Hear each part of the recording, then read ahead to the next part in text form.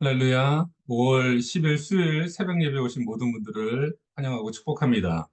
예, 우리 다 같이 사도신경 하심으로 오늘 새벽 예배 하나님 앞에 올려드리도록 하겠습니다. 전능하사 천지를 만드신 하나님 아버지를 내가 믿사오며 그 외아들 우리 주 예수 그리스도를 믿사오니 이는 성령으로 잉태하사 동정녀 마리아에게 나시고 본디오 빌라도에게 고난을 받으사 십자가에 못 박혀 죽으시고 장사한 지 사흘 만에 죽은 자 가운데서 다시 살아나시며 하늘에 오르사 전능하신 하나님 우편에 앉아 계시다가 저희로서 산 자와 죽은 자를 심판하러 오시리라. 성령을 믿사오며 거룩한 공예와 성도가 서로 교통하는 것과 죄를 사하여 주시는 것과 몸이 다시 사는 것과 영원히 사는 것을 믿사옵나이다. 아멘. 예, 우리 이 시간 우리 몇 가지 기도 제목 놓고 함께 중보하는 시간 갖기를 원합니다. 예, 첫 번째로 우리 5월 가정의 달을 맞이하여서 정말 각 가정마다 하나님 정말 어려움이 있고 힘듦이 있다면 회복을 주시고 치유를 주시고 우리 각 가정들이 회복되는 그런 놀라운 시기가 될 수 있도록 붙잡아달라고 기도해 주시고요. 우리 계속적으로 대면으로 드려지는 우리 금요 예배, 토요 새벽 예배, 주일 1, 2부 예배, 설교자들을 위해서 또 예배를 준비하는 자들을 위해서 이렇게 중보해 주시고요. 특별히 우리 김성계 담임 목사님 위해 기도해 주시고 어, 목 감기가 빨리 낫고 연약함들이 다 떠나가고 다시 건강이 회복되어서 그 귀한 사역 함께 동역하며 나갈 수 있도록 붙잡아 달라고 우리 세 가지 기도 제목 놓고 이 시간 함께 기도하도록 하겠습니다. 사랑과 은혜 하나님 감사합니다. 정말 이 새벽을 깨워주시고 주님 앞에 나와 기도와 말씀과 찬양으로 주님 앞에 나갈 수 있게 하시니 감사드립니다. 하나님 5월달 가정의 달을 맞이하여 우리가 교회에 속한 각 가정들을 위해 기도하며 나가기를 원합니다. 하나님 세대가 정말로 악하여지고 가정이 파괴되어지고 여러 가지 가정 가운데 많은 어려움들과 힘듦이 있습니다. 부부 간의 어려움이 있고 부모와 자녀 간의 어려움이 있고 이 갈등의 시대 가운데 하나님 이 가정들을 붙잡아 주시고 회복시키셔서 정말 하나님 만드신 이 귀한 가정들이 든든히 정말 서 나갈 수 있고 회복되어지고 아픔과 상처가 씻어지는 놀라운 치유의 역사가 이 5월 가정의 달을 맞아요. 하나님 정말 그런 놀라운 일들이 우리 가운데 있게 되기를 원합니다. 그래서 가정이 회복되어서 이 펠로십 공동체가 더욱더 든든하게 건강하게 세워지는 놀라운 역사들이 우리 가운데 있을 수 있도록 하나님 역사하시고 붙잡아 주시옵소서. 하나님 또한 팬데믹 이후로 하나님께서 이렇게 대면 예배를 다시 한번 새롭게 회복시켜 주시니 감사합니다.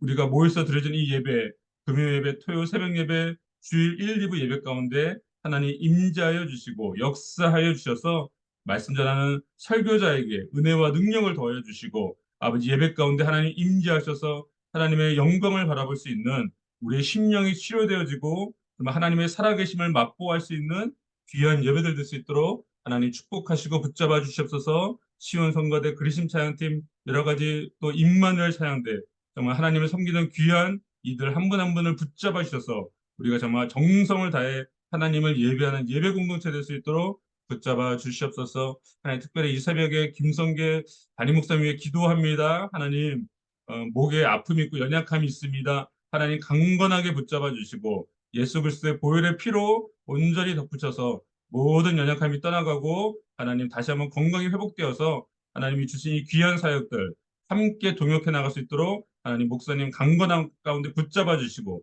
치료하여 주시고 그 가정을 날마다 하나님의 능력으로 충만하게 붙잡아 주셔서 하나님 정말 건강한 모습으로 다시 목사님 만날 수 있도록 하나님이 역사하여 주시옵소서. 이 새벽에 우리 또 신명철 선교사님 보내주심을 감사합니다.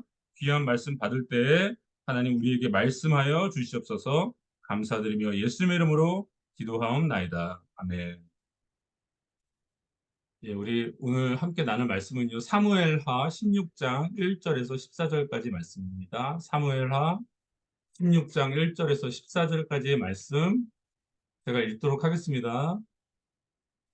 다윗이 마루턱을 조금 지나니 무비보셋의 종 시바가 안장 지운 두 나귀에 떡 200개와 건포도 100송이와 여름과일 100개와 포도주 한 가죽 부대를 싣고 다윗을 맞는지라.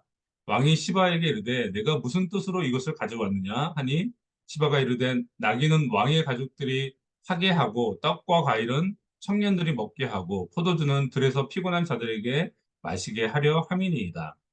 왕이 이르되 내 주인의 아들이 어디 있느냐 하니 시바가 왕께 이르되 예루살렘에 있는데 그가 말하기를 이스라엘 족속이 오늘 내 아버지의 나라를 내게 돌리리라 하나이다 하는지라. 왕이 시바에게 이르되 무비보셋에게 있는 것이 다 내 것이니라 하니라.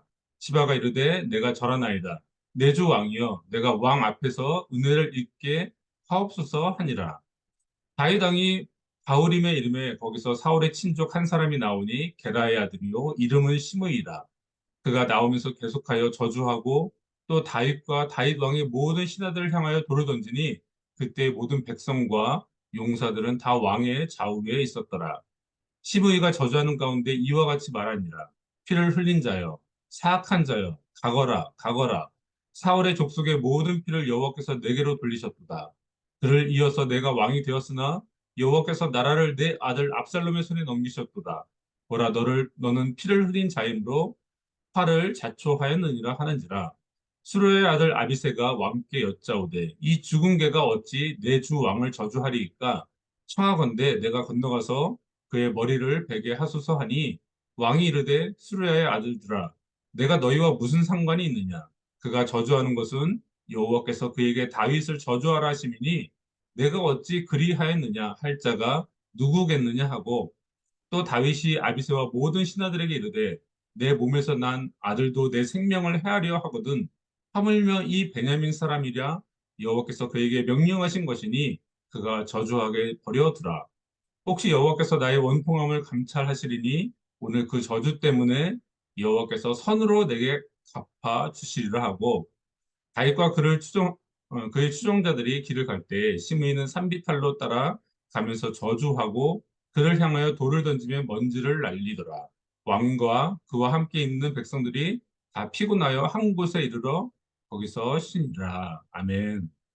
예, 오늘도 우리 신명철 선교사님 또 반갑게 또 귀한 말씀으로 선포해 주실 텐데요. 우리 다시 광야로라는 제목으로 말씀 선포해 주시겠습니다.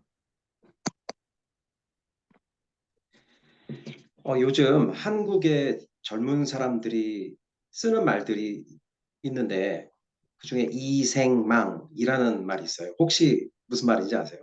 이생망. 요즘 젊은 사람들 말줄여서 많이 하잖아요. 이생망. 이번 생은 망했다. 이게 웃자고 하는 말이고 풍자하는 말이지만 사실 한국의 젊은 사람들 많이 어렵거든요. 그래서 오죽 어렵고 답답하면 이런 말을 할까 싶습니다. 이번 생은 망했다.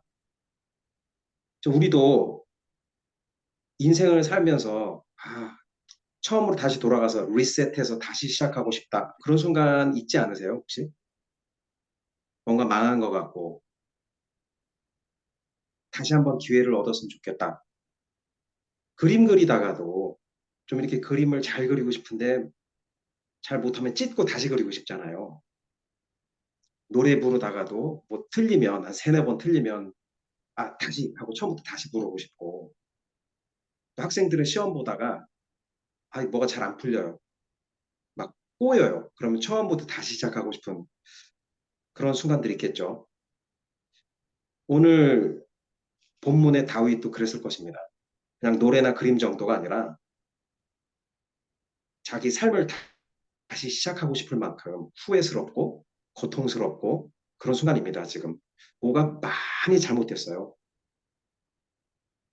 지금 오늘 읽은 말씀에 다윗은 생명의 위협을 느끼고 쫓겨서 예루살렘에서 광야로 내려가고 있잖아요. 이게 좀 데자뷰 같아요. 옛날에 있었던 일이죠, 이게. 사울이 자기를 죽이려고 하니까 광야로 도망가는. 그때는 젊었는데 지금 이제 많이 나이를 먹고 다시 광야로 가고 있습니다. 첫 번째 광야로 이렇게 갈 때는 이 도망에는 다윗의 잘못이 없었어요. 그냥 그는 하나님의 기름 부음을 받았을 뿐이고 사울의 시기를 받았을 뿐이고 그냥 하나님의 시험과 단련이었죠. 그 시간의 의미는. 그런데 지금 다시 두 번째 다시 광야로 내려가고 있는 이 순간에는 그가 원수에게 쫓기는 것이 아니라 아들에게 쫓기고 있고 또 하나님의 시험과 단련 때문에 쫓겨내려가는 것이 아니라 많은 부분은 자기의 잘못. 그래서 길이 꽤 험하고 가파랐을 것입니다.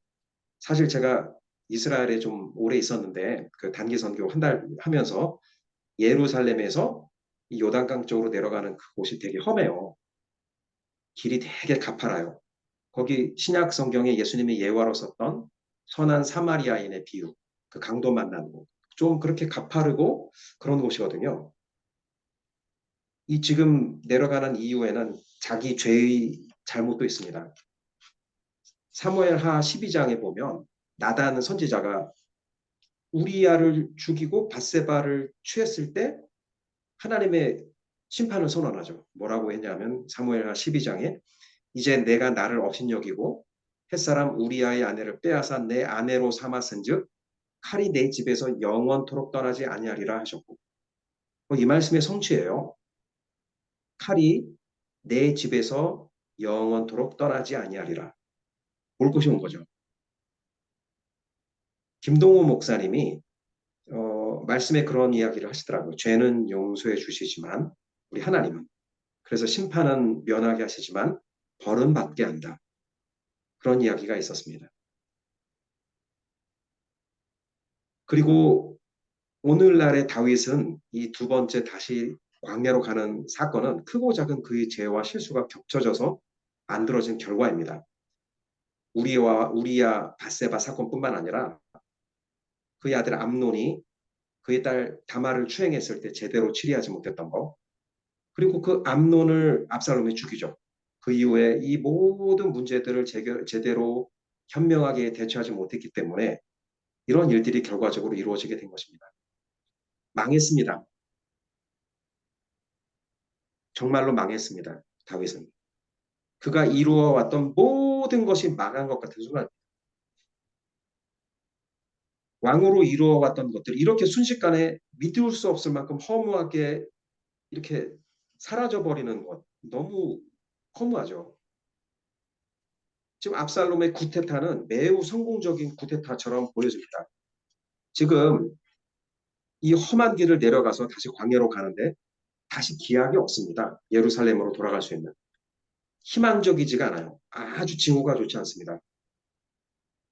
만에 하나 그가 그 구테타를 진압하고 다시 예루살렘에 올라가서 왕이 된다고 하더라도 그의 권위는 치명상을 입게 됩니다.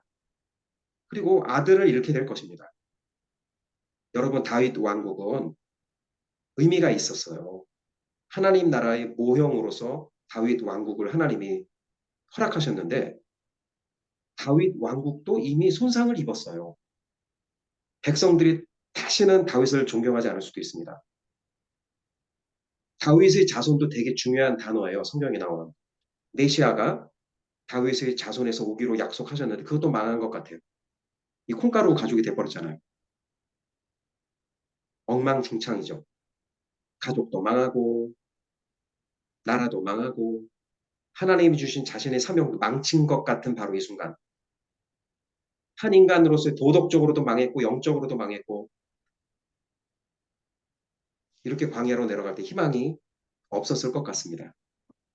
죄책감, 두려움, 수치 같이 따라 내려가는 그 신하들을 바라보는 면목도 없었을 것입니다. 그런데 사실 우리를 좌절시키는 것은 사건 그 자체가 아닙니다. 그 사건을 우리가 어떻게 받아들이느냐, 어떤 의미가 있다고 믿느냐, 그 사건을 하나님이 왜 주셨고 그 사건이 우리에게 어떤 역할을 할 것이고 이런 것들을 믿는 힘에 의해서 누군가는 좌절해서 행을 포기하기도 하고 누군가는 힘을 추스리고 다시 일어서기도 합니다. 절망적인 상황 속에서 내 현실을 어떤 눈으로 바라보느냐. 다윗은 그럼 이 절망적인 상황을 어떻게 바라보고 있었을까요? 오늘 두 사람을 만나죠. 본문에는. 하나는 시바고 하나는 시므이입니다. 두 인물이 나타나요. 도망 중에. 이 시바와 시므이는 둘 다 적대적인 배경을 갖고 있는 사람이에요. 사실은. 시므이는요. 원래는 사울의 종이었죠. 그런데 다윗이 요나단, 그 사울의 아들 요나단과 좋은 기억이 있어서 약속을 했죠. 요나단에게. 자기 요나단의 후손들에게 선대하기로.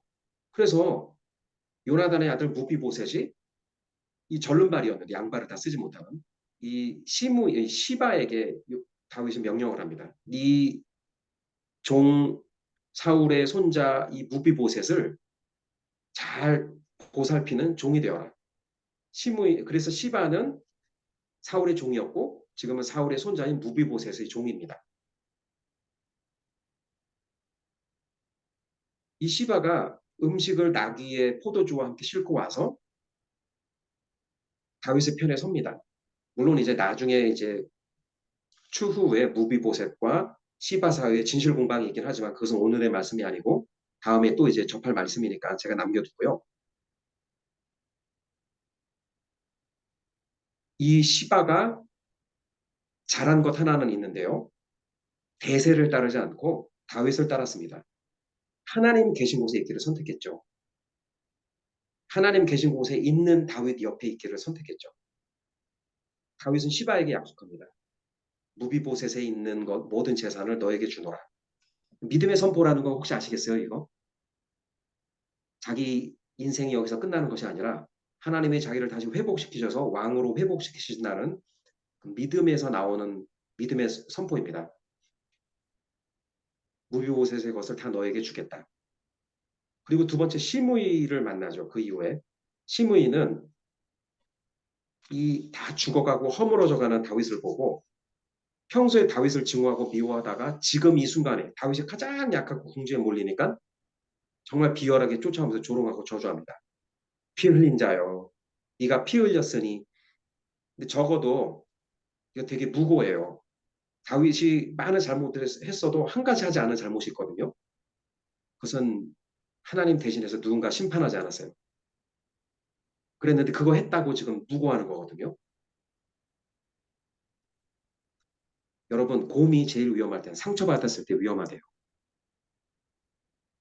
가장 그 존재가 위험할 때는 자기가 자기 존재 가치를 잃었다고 믿었을 때 가장 난폭해지고 악해진대요. 그런데 다윗은 그 순간에 자기를 무고하는 시므이를 죽일 힘이 있었음에도 심판할 힘이 있었음에도 그렇게 하지 않았어요. 오늘 말씀해 보면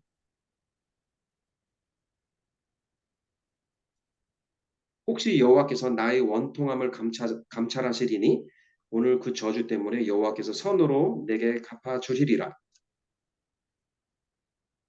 다윗은 회복에 대한 믿음이 있었어요. 책망도 하나님이 주셨고 그 책망도 선하시고 용서하시고 회복하신다는 것에 대해서 희망하고 믿었어요. 모든 것이 다 망했어. 이번 생은 망했어. 바로 그 순간에 그는 하나님을 바라보고 있습니다. 심판 있어요. 하지만 약속도 있습니다. 그것을 믿는 믿음. 잘못된 일이 없어요. 하나님이 계신 곳에. 그렇게 보일 뿐입니다.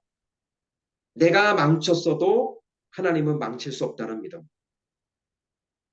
내가 망쳤어도 하나님은 회복시켜 주신다는 믿음. 내 죄가 태산 같아도 그것을 뒤집으시고 선한 일을 계속 하시는 분이 주님이시라는 것에 대한 믿음. 주님 안에 있으면 망하지 않는다는 것. 이것이 복음입니다. 여러분, 구원이 나의 선함과 내가 괜찮은 존재이기 때문에 오지 않아요. 다윗이 이렇게 망쳤던 것처럼 우리도 망치잖아요. 이번 생을 망친 것처럼 큰 실수를 저지르고 큰 죄를 짓고 하지만 구원은 나의 선함과 나의 괜찮음이 아니라 하나님의 은혜와 주권으로부터 나오죠. 그것을 믿는 것. 그것이 복음입니다. 그래서 이번 생은 망했어. 그 순간에도 끝까지 좌절하지 않고 하나님을 바라보는 것. 그것이 복음이고 그것이 믿음입니다. 여러분, 믿음은 좋은 일이 벌어질 때만 필요한 게 아니에요. 좋은 일이 벌어질 때는 우리 믿음 생활이 참 쉽습니다. 그런데 이해할 수 없는 일, 험악한 일, 흉흉한 일이 벌어질 때 다 망친 것 같은 그 순간에 정말 필요한 것이 믿음입니다. 그때 믿는 믿음이 진짜 믿음입니다. 애매히 고난당했던 욥이 왜 우리 믿음의 표본이 되었습니까?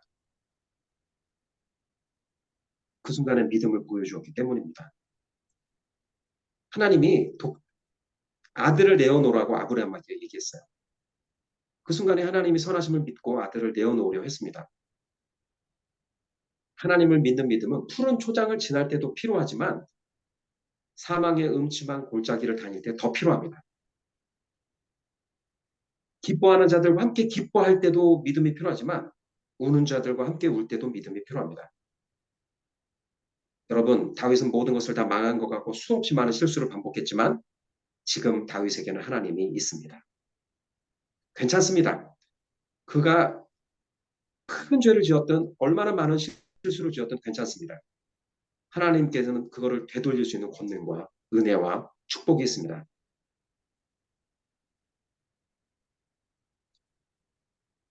여러분 요즘 어떠세요?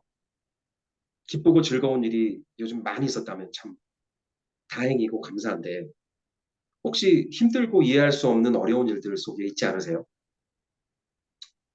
혹시 누구한테도 말하기 구차하고 흉흉한 일들을 겪고 계시는 분이 있습니까? 요즘 이상하게 저희 가족에게 그렇게 좀 어려운 얘기들을 갖고 오시는 분들이 많아요. 요즘 최근에 막 사기를 당해서 온 가족 돈들을 막 일가 친척 돈들을 다 끌어왔는데 그거를 갚을 길이 없어서 자살해 버리신 분, 그 가족 얘기들. 정말 자기는 믿음으로 잘 살고 싶은데 남편 때문에 이혼해야만 했던 사람. 아이들이 잘못돼서 잠도 못 주무시고 마음이 힘든 분들. 막 너무 듣기만 해도 고통스러운 이야기들, 마음이 무겁고 힘듭니다. 제가 해줄 수 있는 게 없기 때문에. 하지만 그 순간에도 하나님은 살아계십니다. 그 가운데서도 하나님은 일하십니다. 하나님의 계획이 있으십니다. 우리가 믿음 없이도 살 수 있는 순간들이 많지만 광야에 내려갈 때, 모든 것을 망치고 다윗처럼 이 광야로 내려갈 때, 그때가 믿음이 필요한 순간이고, 그때 드린 믿음을 하나님은 정말로 진짜라고 기뻐하시고 받아주십니다.